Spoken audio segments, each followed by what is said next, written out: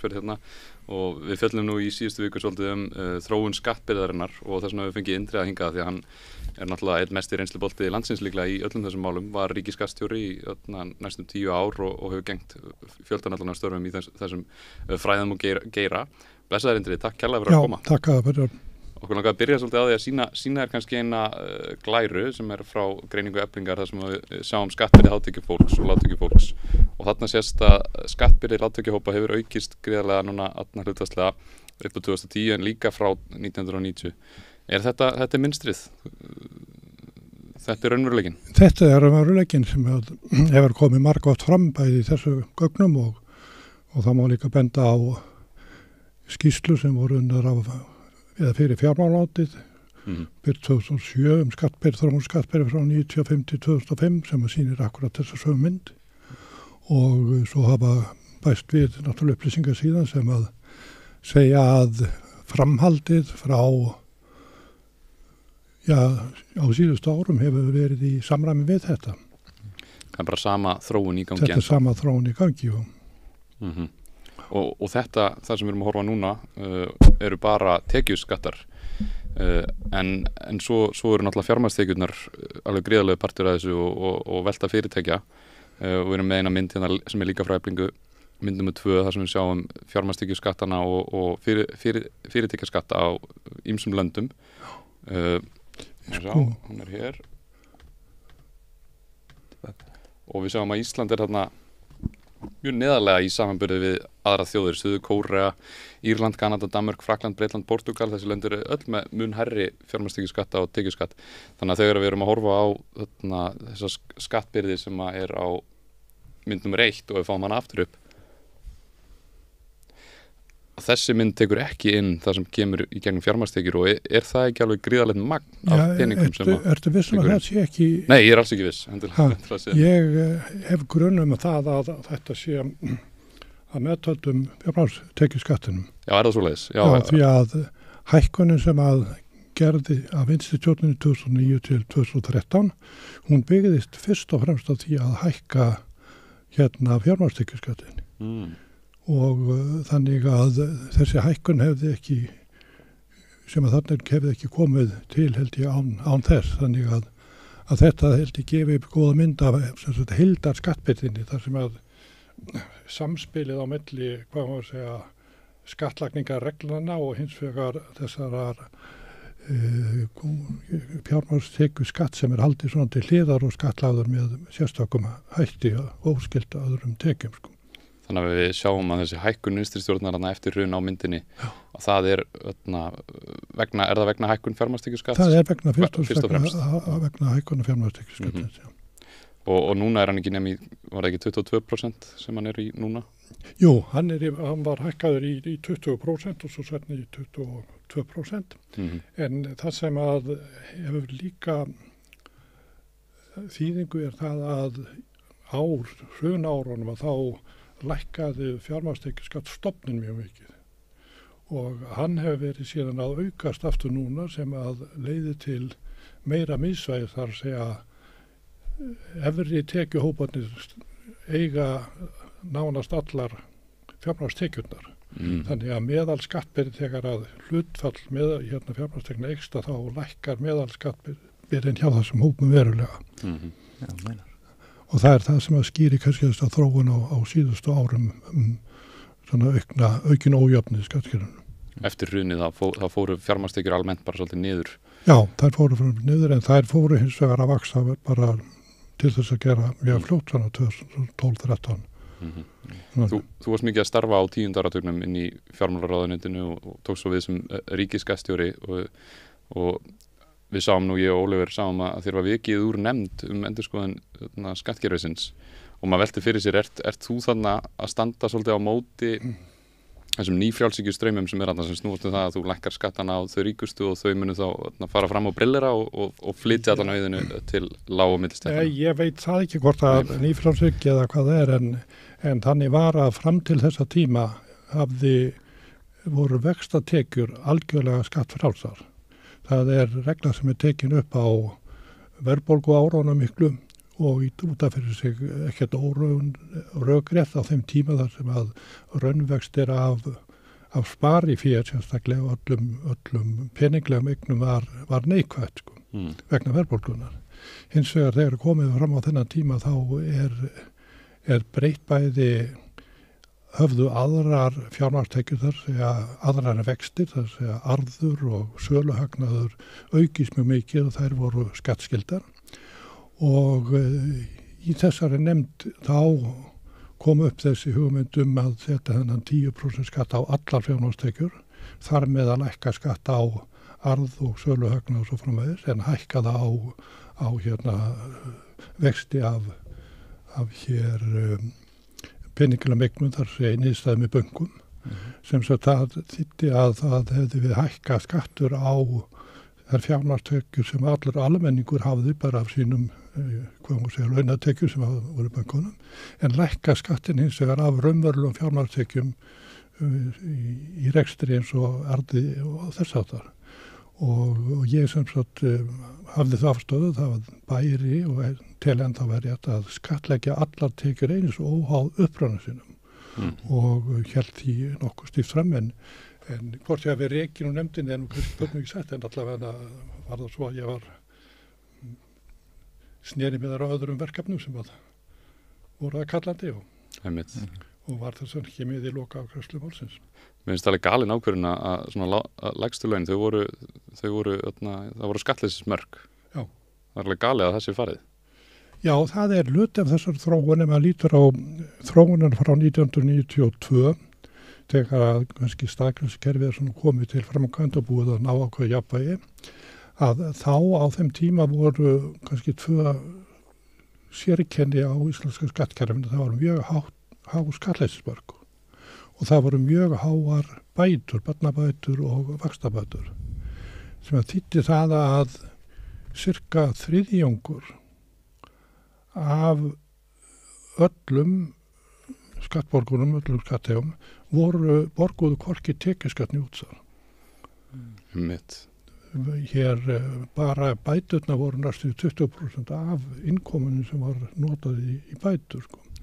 Og það er í raun og veru brottfallið á þessum tveimur þáttum þar sé að rýrnum skattleysismarkana og lækkandi raungildi bæði vaxtabóta og barnabóta sem að hefur gert að verkum að og skýri þessa hækkun á skattbyrði sérstaklega láglauna hópana og lægstu tekjuhópana á þessu árabili.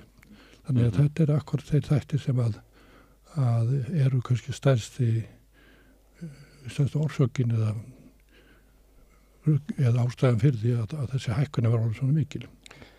Reyndist það hérna á Íslandi að nýfrjálshyggjan að hún gengur út á það hugmyndafræði það að þú lækkir skattana á fjármagnstekjur og stæðstu aðilina fyrirtækin og svona og þá auka þau, þetta er hugmyndafræðin og þá aukur fyrirtækin framleiðinni sína og þau skara fram úr og það lyftir öllu samfélaginu upp og þau meira þess að halda því fram að þetta mun auka tekjur ríkisins þó þú lækkir skatta að framleiðinin eykst svo mikið að það mun reyndar skila sér í ríkissjóð. Er þetta rétt? Hefur þetta reynst rétt?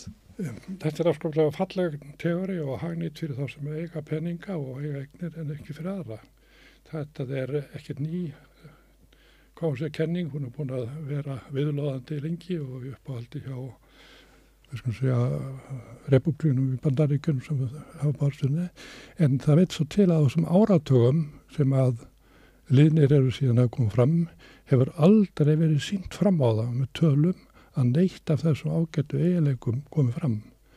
Þetta er hvorki það að þetta örfi fjárfestingu og svo framvegis að þetta skilir sér niður til hinna, það er hvergi kom fram þvert á móti, það er rannsóknir sem gerðar hafa verið að sem sína að þetta sé gjörsamlega út í bláin þessar fullendingar, þannig að ég gef ekki mikið fyrir það ef að slíka forsendur eru hafðar fyrir skattabreitingu hér á landi fyrir munum annars staðar. Verður ekki bara til þess að sé töluvert meiri hömstrun á raunverulega fjármagni af hálfu þeirra sem þegar í þessum háu fjárhagslegu stuðum eða svoleiðis?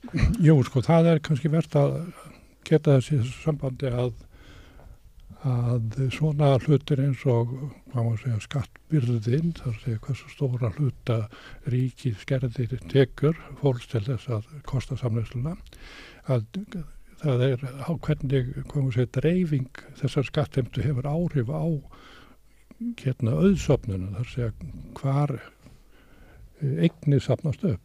Og það engin tilviljun á þessu sama tímabili við erum að tala að þá mætti auðveldlega rekja það og sjá hvernig eignaskiptingin í samfélaginu hefur breyst nákvæmlega á sama hátt, þar að segja þeir sem hafa verið leystir með einhverjum hætti undan því að greiða sama hlutfall af sínum tekjum til samfélagsins eins og aðrir, þeir safna eignum og meðan aðrir eru að berjast í bökkunum og eins og menn sjá núna og vita núna, þá er mjög, til dæmis bara á húsnæðismarkaðnum, sjáum að afleiðingarna af því að tekjulægri hópar í þjóðfélaginu, þeir hafa ekki möguleika á því að eignast húsnæði, bæði vegna þess að tekjuskiptingin óréttlát og líka vegna þess að háir vextir, við skulum ekki glemma því að þeir eru í raun og veru tilfærsla á tekjum frá þeim sem að skulda og það tekjulægra fátækar hlutinu samfélaginu til þeirra sem eiga eignir og hafa fé og að ávaxta það. Þannig að þessi tengsli eru mjög greinileg og það svona yfirlýstu vilji hagfræðingar sem að hafa beitt sér á þessum sviðum, Piketty og svo framvegis sem það og reyndar mikið fyrir fleiri að bara átt að gegn misskiptingu auðs sé eitt af stæðstu og ætti að vera eitt af stæðstu og mestu markmiðum skattheimtu á Vesturlöndum. Myndir þú segja að núverandi skattumhverfi sé að skila nægilegum tekjum í ríkissjóð svo hægt sé að reka grunnkerfin okkar á ásættilegan máta? Nei, ég held að það sé alveg hægt að fullyrða svo sé ekki. En þekkja ástandið í okkar stóru kerfum eins og heilbrigðiskerfum og svo framvegis og ég býst að þeir sem þar vinna og þeir sem að vilja því vel að þeir telji það augljóst að það þurfi meira fjö til. Og það þarf ekki annað en að líta á ríkisfjármála áætlanirnar eins og verið lagðar fram á síðustu árum. Þær hafa allar stemt að því að draga lækka hlutdeild ríkisins í samneyslunni, hafa sett að markaði með rétt að lækka þennan kostnað úr 28-9% af landsframleiðslu í 26 á áætlana tímabilinu, sem að þýðir ekkert annað að menn að tala það að draga ennþá frekar úr kostnaði þessum kerfum sem þýðir bara myndi í þjónustu. Og ef við berum þetta saman við tölur frá öðrum löndum, bæði OECD og að þá framlag Íslendinga í þessum efnum til þessara málaflokka í lægri kantinum og lægra heldur en öllum. Og ég held að diljist engum að þær breytingar á samfélaginu sem orðið hefur á síðustu áratugum og að verða fela í sér kröfu meiri þjónustu við þjónustofum sviðum þar sem að ríkið þjónustu veitandinn eins og í heilbrigðiskerfinu, eins og í skólakerfinu og svo framvegis. Og það vill svo til að þetta ekki mín enga skoðun ef að menn lesa þær skýrslu sem að komu, ég man eftir skýrslum bæði frá Alþjóðagjaldeyrissjóðnum eftir kreppuna og frá OECD þar sem vakin sérstök athygli á því að stjórnvöld þurfi að búa sig undir afleiðingar, svo fjárhagslegar afleiðingar af demografinu þar sé að mannfjölda þróunin hér á landi. Og þetta bara að koma meira og meira í ljós og óhjákvæmilegt og reyndar þessi þróun allan heim mjög auðsýnileg, þar að segja að eftir sem að velmögunin eykst, eftir sem meira þá vill fólk eyða meira og þarf að eyða meiru í þessa þætti sem að, ríkið stendur fyrir í heilbrigðiskerfi og svo framvegis. Og má benda til dæmis á þessa könnun sem að gerðvarðandi útgjöld til heilbrigðismála þar sem kom ljós að yfirgnæfandi meirihluti landsmanna telur að það þurfi auka það fyrir.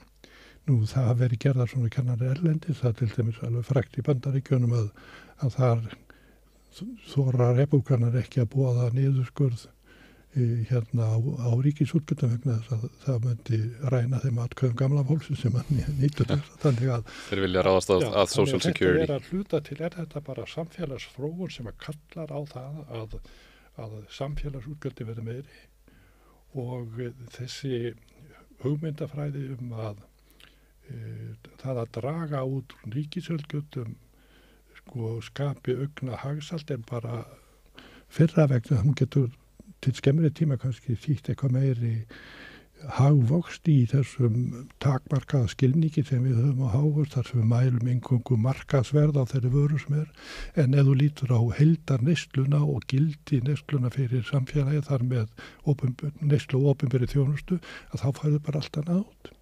Við vorum að ræða þetta hérna í þætti daginn hvað GDP léleg mæling á, þú veist ekki hvað sem þú átt endilega alltaf að hámarka bara einungis eins og nýlendu veldin þegar þau fóru sumin í Indland og þannig að GDP aukst mjög mikið í Indlandi en lífið þeirra varð mikið verra, þorra fólks þarna.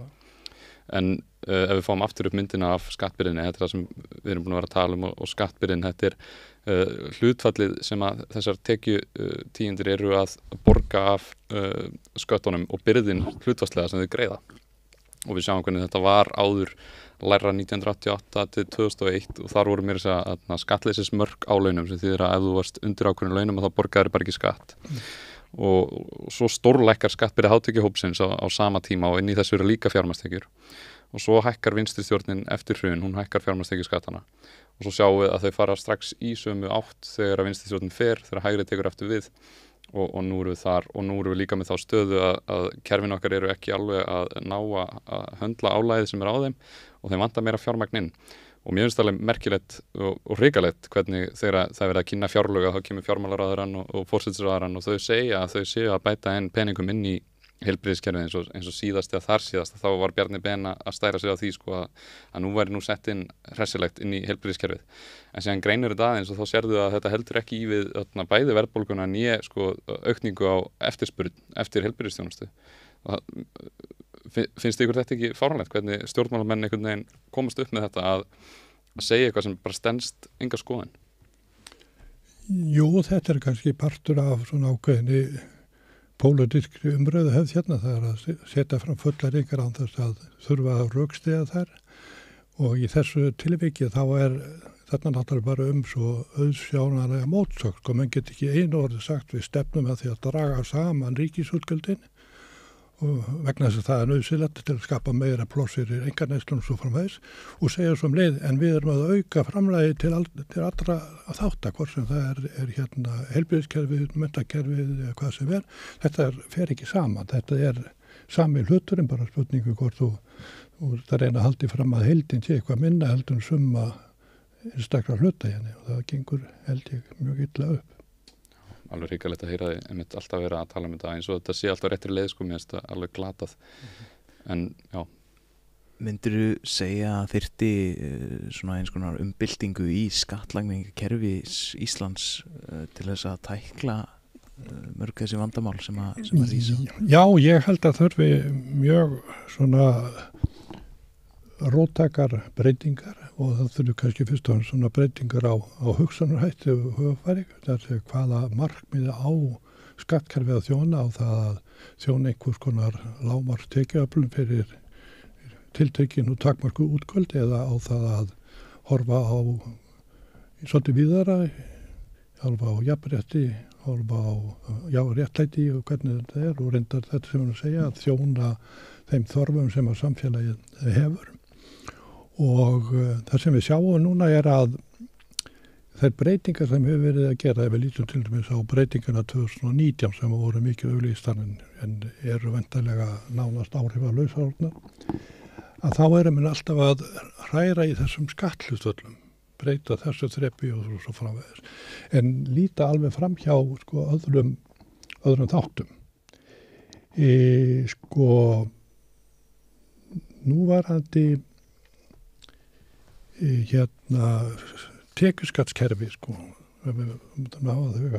það á sér rót og reyndar norrænu kerfin líka ekki íslenska í lokuðu hagkerfi svona í lok 3. áratugar síðust aldar. Þar sem að atvinnulífi var mjög einhæft, við vorum með landbúnað og sjávarútveg og sem kortækja var á hausnum og svo vorum við með verslun og nokkur einokana fyrirtæki og allir voru annarkvæmt launamenn eða einhvers konar forstjórar eitthvað því alla talað neina fjármagnstekjur en þetta. Og við þetta er kerfið miðað og þetta grunnurinn ennþá í dag þó að við höfum opnað hagkerfið út með til dæmis aðveldin að Evrópska efnahagssambandinu svæðinu og með opnun á fjármagnsmörkum og framvegis þannig að við höfum gjörbreytt í raun og með alþjóðavæðingunni hafa alla þessar forsendur breyst en það hefur engin áhrif aftur á enda við erum ennþá að nota þetta gamla heimasmíðaða skattkerfi sem tekur ekki til markvið og afleggingin svo að stór hluti af raunverulegum tekjum sem verða til í þjóðfélaginu þær birtast aldrei hjá þeim einstaklingum sem eru það. Stór hluti af tekjum og eignum rekstrarhagnaði og svo framvegis og atvinnulífinu hann lendir inn í eignarhaldsfélögum og þau eru sjálfstæðir skattaðilar og þar liggur þetta fyrir á hugmyndafræðin segir þegar að einstaklingurinn tekur peningan út þá skattleggja þá en þessi peningar færa aldrei út vegna þess að þeir bara eru í raun og veru á eins konar þessi eignarhaldsfélög eru nánast bara eins og bankareikningar þess að munurinn sá að það þarf ekki að borga skatt af þeim með þetta er nota til þess að fjárfest í öðru sköpum arður á milli þessari félaga, hann er skattfrjáls, saman er sem söluhagnað, þannig að þarna liggja þessi eignarhaldsfélag á stórum hluta af eignum einstaklinga sem eru í þessum business og tekin þeirra. Og það má sjá að margir af stóreignamönnum landsins og titlaðir aðdorkumenn og fjárfestar og ég veit ekki hvað og hvað þeir eru nánast tekjulausir þar að þeir reikna sér nánast engar tekjur til að borga skattaverð og þeir eru bara að borga skatta í gegnum fjármagnstekjuskatt. Þetta náttúrulega þannig að skattkerfi lítur fram hjá stórum hluta af tekjum eignum sem að stafa af eða hafa komið til með þessari breyttu þróun í atvinnulífinu og í viðskiptaumhverfinu og í alþjóðaöndun. Og hér er ekkert gert við því að sem hefur þó verið stórmál í opinberri umræðu erlendis. Það þeir að alþjóðleg viðskiptafélög, alþjóðleg stórviðskiptafélög að þau færa hagnaðinn á milli landa, þau koma hingað til landskort sem það eru offyrirtæki eða fiskeldi og vantarlega allstað þar sem einhver vonir þeir koma og ná sér hér í tekjur og flytja þar til annar landa. Er Ísland orðið bara svona gott umhverfi fyrir þessi erlendur stórfyrirtæki til að koma og komast undan skatti bara mikið til? Það er kannski ekki bara íslenska fyrirtæki heldur það skulle ekki brugðist við þessum. Önnur ríki eru mörgur reynir að bregðast við þessu og sjá til þess að svona fyrirtæki þau borgi einhvern lágmark skatt heima fyrir. En ég sé ekki merki þess að mennsi hafi neinar ágjörð þessu. Hér er verið að tala stór uppbyggingu á fiskeldi. Það er engin efi að það fylgir sömu reglum mun farið sama farveg og annars vegar stórheiðjan og hins vegar sjávarútvegurinn sem að hefur þennan möguleika líka. Það er verið að tala og mann sjá kapphlaupir fyrirtæki til þess að reisa vindorkuver. Og hverju standa bak við það með fjármagn og framvegis. Hvert mun hagna hann að því fara framvegis. Við sjáum normenn bregðast við þessu hvorutekja. Þeir tóku upp núna síðustu áramót held ég eða fyrir árinu skatt á fiskeldi í sjó. Gegn miklu mótmælum frá náttúrulega atvinnugreininni vegna þess. Hún vill ekki frekar menn hér á landi borgarskatta. En stjórnvöld þurfa bara að marka sér stefnu og framkvæma hana sem farandi með umboð almennings en ekki einhverja annara. Þannig að þú ert að segja okkur að efnahagurinn á Íslandi mun að breytast mikið á undanförnum áratugum þar sem þetta var meira bara svona kannski einfaldara sem að þetta var mikið úr skatturinn var tekinn að tekjum, fólk var að vinna, allir voru launamenn og þaðan kom megnið þessu af skatttekjunum. En nú erum við búin að færast meira í þá átt að þetta eru stór eignarfélög og stór fyrirtæki sem borga minna skatt og minna sleppa undan skattinu meira og meira af auðnum hjá þessum eignarhaldsfélögum og stóru fyrirtæki. En við skulum aðtöða þessi eignarhaldsfélög, þau eru í raun og voru ekkert annað heldur en einstaklingin á bakvið. Við erum með fullt af eignarfélögum þar sem 1 eða 2 eigendur og þeir eru stóri hluthafa í þessu útgerðarfyrirtæki eða þessu banka og svo framvegis. Þannig að hagnaðurinn sem kemur úr atvinnurekstinum og þeir eftir atvikum borgaða kannski 20% af, hann fer inn í þessi eignarhaldsfélög og síðan ekki söguna meir. Næsta sem fyrir þetta kannski bara þessi hagnaður sem hefur safnast upp í milljarða, hann erfist til næstu kynslóðar. Og þar berðast maður núna fyrir því að fella niður eða hafa erfðafjárskattinn og stenga. Þannig að þetta svona ákveðin ferill í þessu sem ekkert mjög hugnanlegur held ég. En með þessari viðgengni þessara eignarhaldsfélaga þá ekki verið að vissu leyti að leyfa að íta svolítið undir það að fólk geti aflað svona miklu fjármagni og komið svolítið undan því að borga skatt af þessum? Jú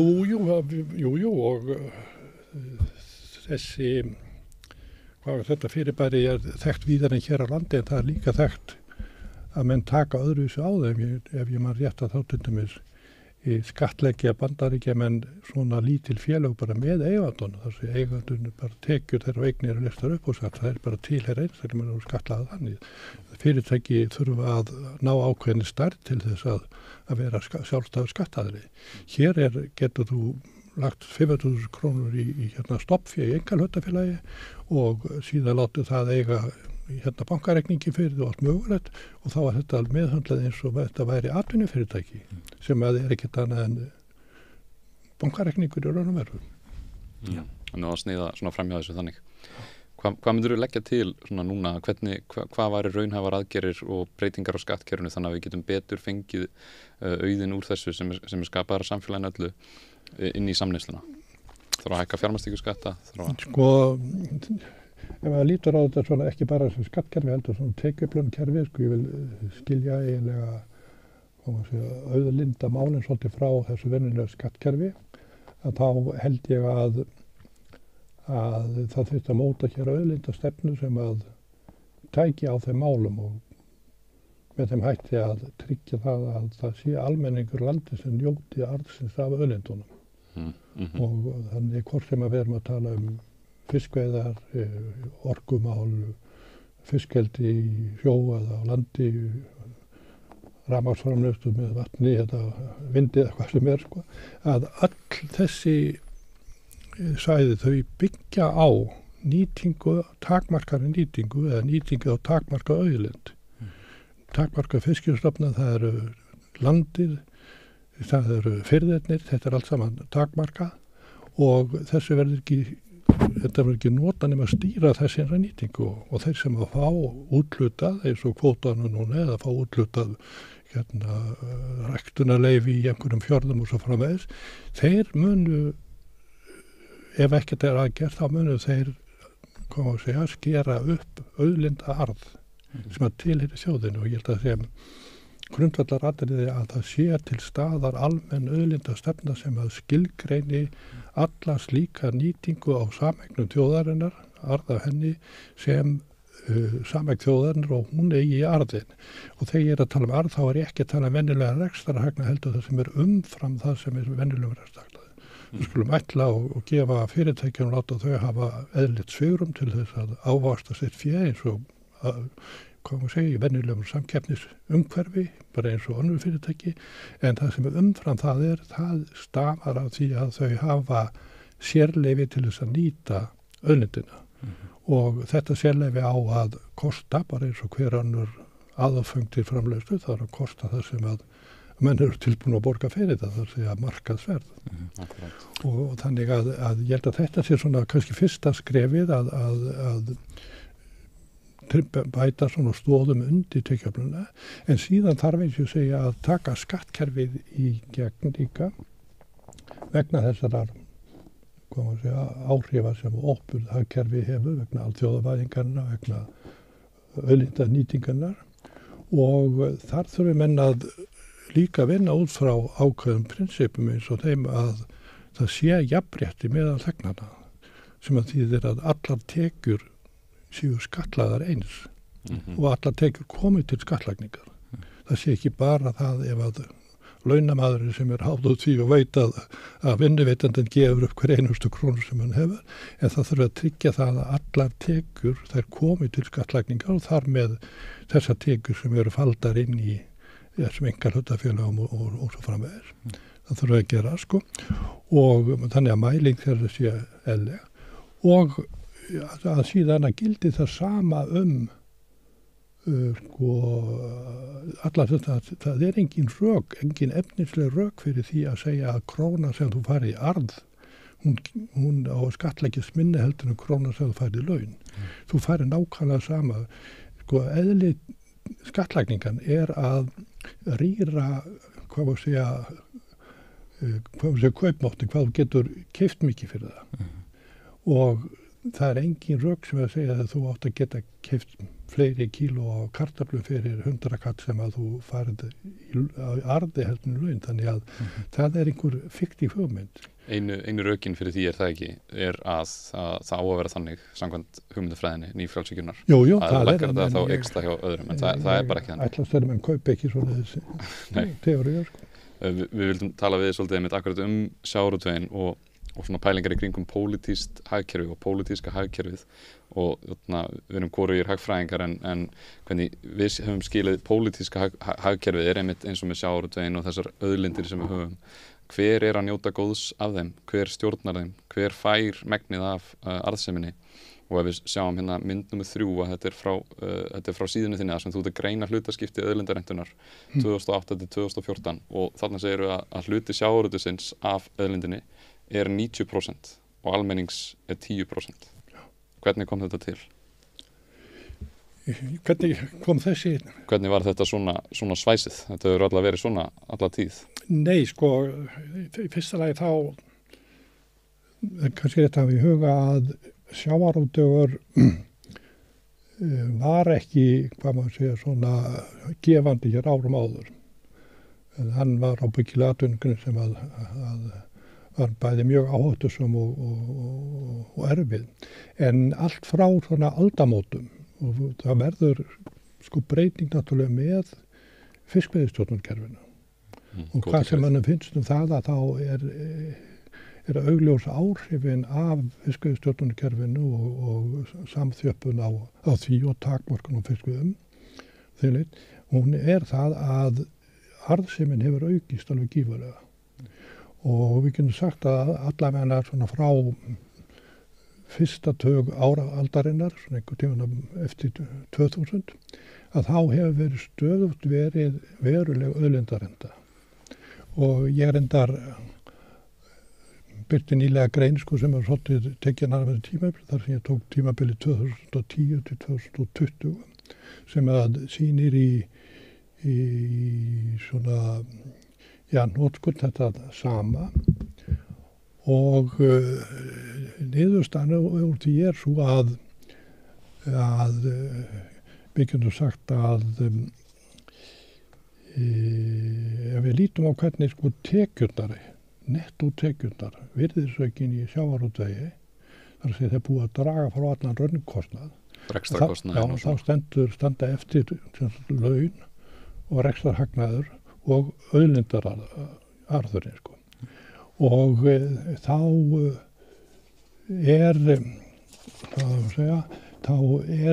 hluti vinnuaflsins í þessu öllu, hann í kringum 54%. Það segja, við getum sagt að til það sem til skiptana einhver staðar í kringum, ég man ekki hvað það var, rúmlega 100 miljardar á þessu tímabili á hverju ári. Á hverju ári. Og þar fara 54% til hérna skal ég segja launana bæði sjómanna og þeirra sem vinna í fiski 42% fara til útgerðarnar og aðeins 4%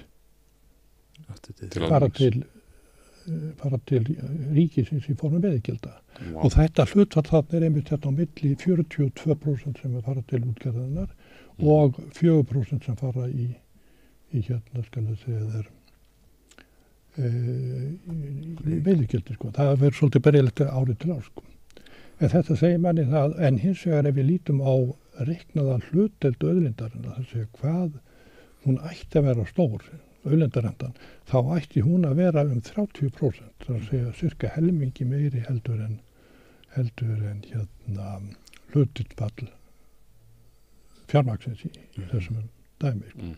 Og þetta tölur, bæði þarna og þessum að ég byrti síðar í greinum og hafa byrt í minnstakosti 3 ritrýndum greinum hérna fræðimenn bæði við háskólan í Háskóla Íslands, Háskólan Akureyri og erlenda háskóla og þar nákvæmlega sama niðurstaða að auðlindarendan af þessari stærðargráðu.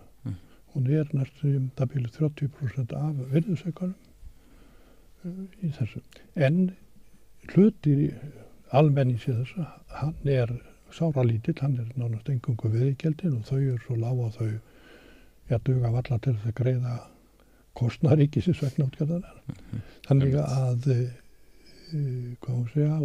útgerðaraðilarnir þeir fá allt og þetta út af fyrir sig kerfi sem að má réttilega segja pólitískt kerfi vegna þess að því haldið uppi af pólitísku aðilum, það þeir sem setja lögin, það þeir sem að taka ekki til þeirra aðgerða sem nauðsynlega væru, þar að segja að gæta ekki hagsmuna almennings í þessu efnum heldur einhverja annara og eru undir, ég veit ekki hvort þú segja, það miklum þrýstingi eða telja sig að vinna fyrir þessa aðeila fyrir mjög almenning. Þannig að út á því svona skil ég þennan pólitíska vingi þó ég reyni að nálgast þetta einhverju á grundvelli, hvað má segja, mælanlegra og rekjanlegra staðreinda, þá eru að sjálfsögðu þarna pólitískur svona pólitísk svið sem að það bakvið og það náttúrulega greina líka sko.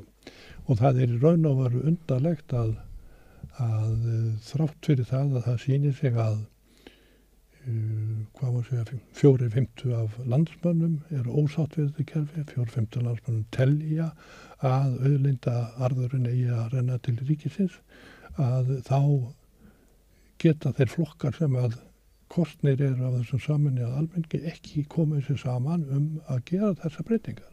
Það svona hinn stóra furðulega pólitíska spurning sem að ég veit ekki hvort þetta eitthvað svar til við. Já, þetta undarlegt. Sérstaklega finnst mér eins og margir flokkar leggja út á það að þeir ætla að gera þetta og hitt, taka eins á sjávarútvegskerfinu og rétta við heilbrigðiskerfið og aðra innviði sko, og núna eins og samfylkingin núna sem að mælast mjög há og getur líklega verið leiðandi í næstu ríkisstjórn og þau tala það rétta við heilbrigðiskerfið og svona. En ég hef ekki alveg séð á tillögunum þeirra að þau séu með tillögur sem muni ná að koma með nóga tekjum aftur inn í ríkissjóð þannig að þú getir fjármagnað þessa starfsemi og þetta svo undarlegt einmitt að almenningur á þessu en stjórnmálaflokkarnir einhvern veginn ger ekki það sem almenningur vill leggur ekki í það að gera það sem raunverulega þyrfti að gera til þess að uppfylla bara loforðin. Já, sko ég sammála og það sem kannski uggvænlegt í þessu efni að ef að þróunin verður eins og ræddum áðan þetta kynni að breiða sig yfir önnur auðlindasviði í meira mæli en það búið að þegar gera sko. Að auðlindaarður í sjávarútvegi, hann 2-3% af landsframleiðslu og skulum, ef maður setja það svo í sambandi við ríkisfjármálina þá þau kannski þriðjungur af þessu þannig að þetta samsvarar einhverstað kannski 6-8% af tekjum ríkisins. Og ef við bætum við þetta síðan öðrum þáttum, það mikil auðlindaarður í raforkuframleiðslunni sem að því miður hefur verið gefin úr landi með álsamningunum en ætti að vera hægt að allavega að hætta slíkum gjöfum og reyna að taka tilbaka. Það engin efi að í fiskeldinu slíkt. Þar sögðu Normenn að auðlindaarðurinn í fiskeldi væri að nálgast að það orði meiri heldur en það sem að raforkuframleiðslan og gefur af sér þar sko. Og þannig getum við haldið áfram. Þannig við erum að tala gífurlegar fjárhæðir sem að eru undir í auðlindamálunum. Þannig að mitt mat það að ef að menn ætla sér að fjármagna samneysluna með viðunandi hætti, þannig að hún geti talist viðunandi, ef við fáum viðunandi þjónustu, að þá þurfum við að hækka ríkisútgjöldin einhvers staðar, segja byrjunu 3-5% á næstu, segjum, bara áratuga eitthvað þýrleitt. Og það verður ekki gert nema eða það sé menn alltaf ekki að leggja það allt saman á almenning og hækka skattbyrðina ennþá frekar á venjulega borgara, þá verður það ekki gert nema þeir taki þennan auðlindaarð og að menn byggja upp réttlátara skattkerfi sem að fyrst og fremst taki á þeim lekum út úr kerfinu sem að við höfum núna í dag. Það er að leggja þetta ekki á almenna skattborgara og það sýndi sig að það hægt að ná svona árangi í breytingunum 2009 til 2013 að þá kannski merkilt að á þessum árum var skattbyrðin á trúlega 80%, 70-80% landsmanna lægri heldur nú var fyrir hrun. Vá, já. Þannig að þau lækkuðu skattbyrðina en voru samt þannig að skattbyrðin sem þrátt fyrir að skattbyrðin hafi í heild hækkaðum ef ég var rétt 3-4% sko frá 2007 til 2013 að þá var það ekki án þess að íþyngja almennum launamálum og neðri hluta tekjuskalans nokkuð. Lægri tekjuhópa. Þannig að þetta hægt ef að vilji stendur til. Og myndir þú þá segja að þetta myndi spila stóran þrátt í því að dreifa svona arðseminni betur þessar breytingar sem að þú minnist á? Já, ég ekki fram það. Það að mínum að kerfið í dag óréttlátt. Það ekki réttlátt að sumi eða menn sem var í vissi aðstöðu hafi möguleika á því að hvað maður segja, nánast að ráða hvað þeir borgir skatt meðan aðrir verða að greiða öllum. Þannig að þessa breytingar fela allar í sér ekki bara aukna tekjur, heldur meira jafnræði og meira réttlæti í samfélaginu. Það var fyndið svolítið að kosningalóður hjá Framsóknarflokknum fyrir kosningarnar 2017 held ég að verið. Það var Sigurður Ingi að keyra í bíl og hann sagði að við þurfum að auka styrk heilbrigðiskerfisins, við þurfum að bæta inn í grunninnviðina og samgöngur en það þarf ekki alltaf að hækka skatta, sagði hann. Það þarf ekki alltaf að hækka skatta, við þurfum bara að auka efficiency, við þurfum bara að vera hagkvæmari í því hvernig við ráðstöðum þessu og svo náttúrulega reynist það að skattbyrðin búin að aukast áfram. En það sem þú ert að segja að til þess að fara og rétta við samneysluna, rétta við innviðin okkar, að þá ekki gáfulegt fyrir almenningi í landinu að fara að hækka skattbyrðin á tekjuhópa á launafólk. Heldur þessi gríðarlega arðsemi sem í fisknum og rafmagninu, álverunum, fiskeldinu og fleiru sem að þarf einhvern veginn að ná í. Já, það þarf að ná í, það kannski tvennt annars að þarf að ná í þetta tekjur almenning sem að renna í annara vasa.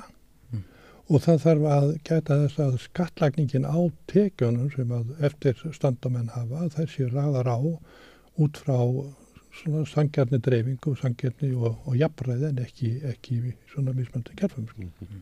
Og ef þú vísar í þetta dæmi sem að segja að sé hægt að auka þjónustuna og án þess að hækka skatta með því að ná meir út úr fólkinu, ef við lítum á þau rök sem að við heyrum úr heilbrigðiskerfinu sem segja að það vantar fleiri lækna til þess að sinna læknaverkuna, það vantar menntaða hjúkrunarfræðinga og það vantar þetta og þetta fólk.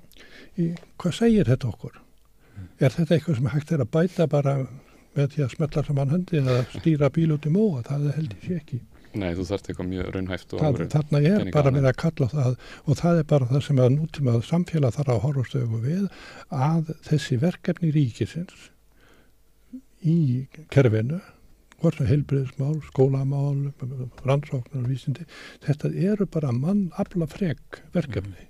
Þetta eru, þú bætir þetta ekki með, þú getur bætt aðstöðun og bætt þetta með góðum þjörkum eða hvað þetta heitir, þess að tækja vel en þú þarft mannskapin. Þú þarft fleira fólk til þess að sinna það. Þú þarft ekki að líta bara á mönnun á hjúkrunarkerfinu. Það þarf fólk til þess að sinna fólkinu sem eru á hjúkrunarstofnunum. Þú gerir það ekki bara með einhvers konar pappísharaðingum. Nei, nákvæmlega.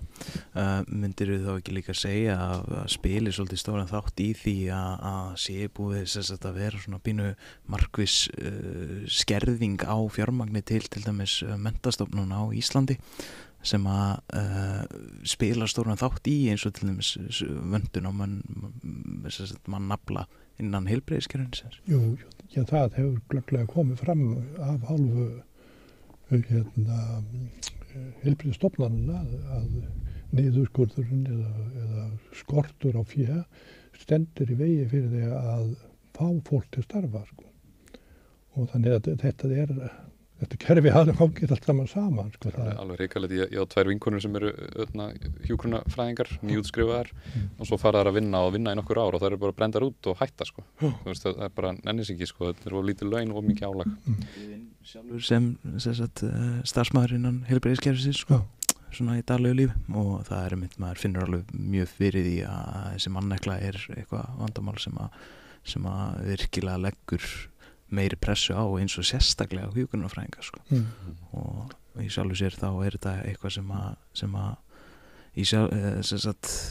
kjör þeirra hjúkrunarfræðinga þá sérstaklega kannski minna með lækna en þá hjúkrunarfræðinga eru ekki í samræmi við þá raunverulega ábyrgð og það álag sem það eru fyrir í starfi sko. Já, ég þekkir endar ekki inn á það en almennt séð þá held ég að í atvinnulífinu þá segja menn gjarnan sko að það á að vera jafnvægi milli eftirspurnar og framboðs og þannig á launakerfin á almenna markinu vera líka þá borga mönnunum fólki eftir því hvers virðið það er. Þar segja hvaða laun þú þarft að borga til þess að fá til að starfa. Þessi er alveg kipt úr sambandi í umræðum opinbermarkaðin. Það er ekki spurt hvað þarf að borga þarna mikið heldur þetta sett saman inn í eitthvað allt annað kerfi og þá geta komið upp þessar stöður og hafa alltaf komið upp að hvoru er að kannski heilar og stórar og mikilvægar starfstéttir að það er einhvern veginn dragast aftur úr launum þeirra aðstæða til þess að berjast fyrir þessum kjörum líka bara væntingarna sem hafa til þeirra komið veg fyrir að það grípa til róttakar ástafana og svo framvegis en þetta þýðir það að fólk hverfa úr þessum störfum það skapar öngþætti og þannig að þetta er ekki góð þróun sko. Og allt þetta tengist þetta náttúrulega fjármálunum með einhverjum hætti. Þetta er alveg hrikaleg þróun nefnilega. Við sjáum að manneklan er að vera mikil og fjöldinn allur af læknum og hjúkrunarfræðingum hafa reglulega núna komið saman og sagt hingað ekki lengra, við getum ekki lengur og vera að bila til stjórnvalda að fara að taka á þessu. En 2 spurningar svona í lokin að heldur að ef við myndum ráðast í svona endurskipulagningu á skattkerfinu og ná meira af auðlindarentunni til þess að fjármagna samneysluna almennilega eins og fólk vill, það er það sem að almenningu vill, gætu við líka mögulega sett aftur á skattleysismörk fyrir lægstu laun og myndi það hafa góð áhrif eða slæm, heldur við? Sko ég held að samhliða þessum hluta af svona breytingum ætti að vera að breyta dreifingu skattbyrðinnar og vafalaust í þá átt að tekjulægstu hóparnir að þeir borgi minni skatt og það er hækkun skattleysismarka er eina leið. Ég hef líka svona verið talsmaður að lækka lægstu skattþrepið mikið og láta alla lækkununa koma þar. Til dæmis unnu við Stefán Ólafsson tillögur í 2019 fyrir Eflingu sem að gengur út á það að nota svigrúmi til að lækka skattleysismarka en láta ekki lækkunin ekki ganga upp. Það var eins og niðurstaðan að gera það sko og maður spurði sig hver var tilgangurinn að lækka skattbyrðina hjá einhverjum sem hafðu milljónir á mánuð 1% eða eitthvað þess aftar. Já, í hverju sem líð í gerð kjarasamninga. Þannig að það er kannski einmitt svona hugsanhátt þar sem enn í raun og veru leggja ekki niður fyrir sér sko hver er markmiðin, hver er tilgangur með ákveðnum breytingum og svo framvegis. Og það er það sama sem ég að segja varðandi breytingar á skattkerfinu eða auðlindamálum, þá þurfa menn að hafa og setja sér svona skýr og greinileg markmið og grundvallar reglur sem að þurfa að ráða því hvaða menn taka og eina af þessum grundvallar reglum er jöfnun skattbyrðina sem mjög þýðir lægri skatta fyrir þá lagslaunuð og hærra skatta fyrir hinna, að hún þarf að liggja alveg fyrir og ætti að vera partur af þessu.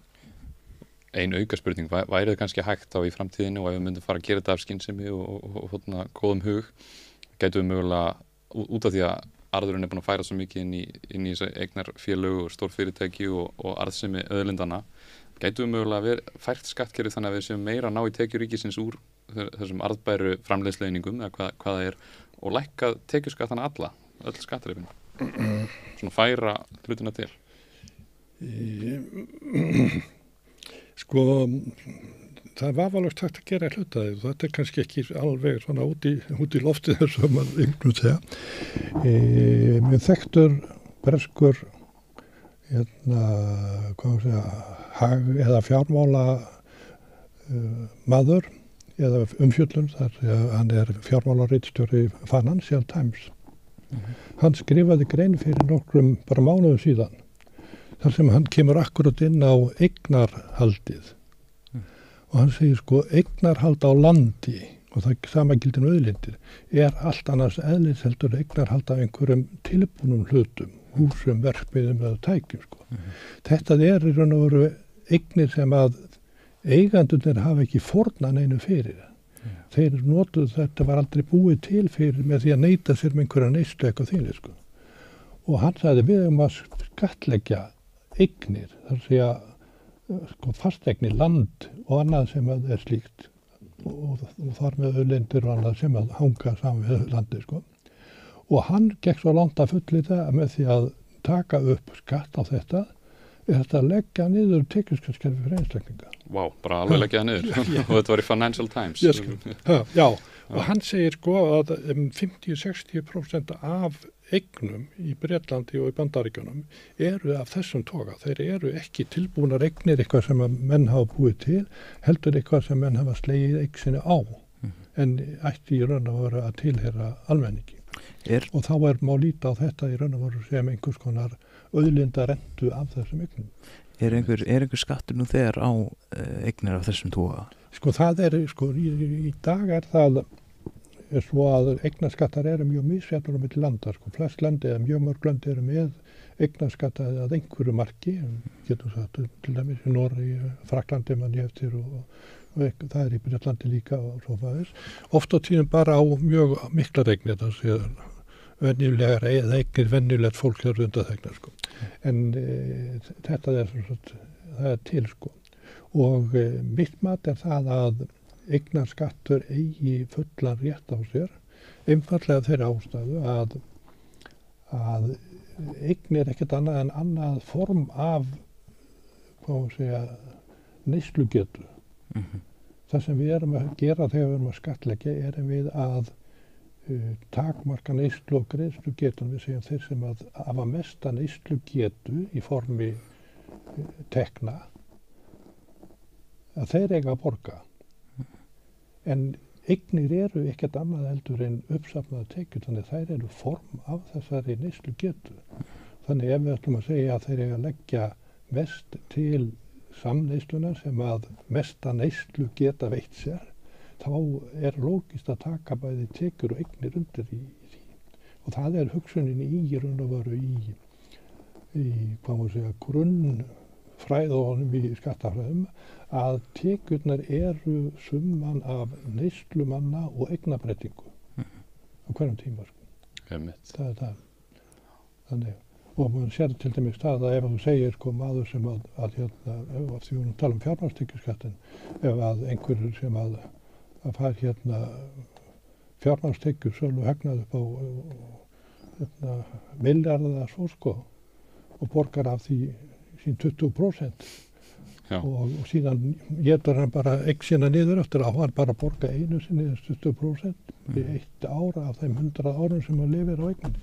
Þetta er náttúrulega galið sko. Þetta er alveg galið og launafólk að borga 30 upp í 40% í skatt. Það var ein aukaspurning sem við fengum úr sal og svona svolítið öðruvísi, tengist þessi ekki beint.